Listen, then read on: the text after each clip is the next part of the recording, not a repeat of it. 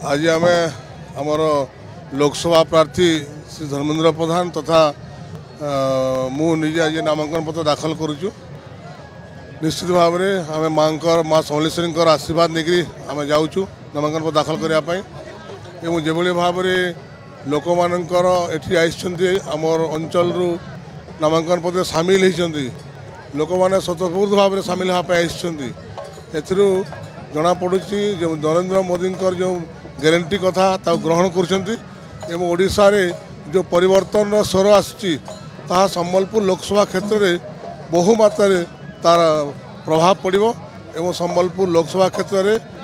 पूरा लोकसभा तथा 7टी विधानसभा विजय लाभ कर। आज आम आमर लोकसभा प्रार्थी श्री धर्मेन्द्र प्रधान तथा मुझे आज नामांकन पत्र दाखल करुचु। निश्चित भाव में आम माँ समलेश्वरी आशीर्वाद नहीं आम जाऊँ नामांकन पत्र दाखल करने जो भाव में लोक मानकर एठी आमर अंचल नामांकन पत्र सामिल होती लोक मैंने स्वतःस्फूर्त भाव में सामिल होगापी जना पड़ुची जो नरेंद्र मोदी जो ग्यारंटी कथा ग्रहण करोडिशा जो परिवर्तन स्वर आसी संबलपुर लोकसभा क्षेत्र में बहु मात्रा तार प्रभाव पड़ो एवं संबलपुर लोकसभा क्षेत्र में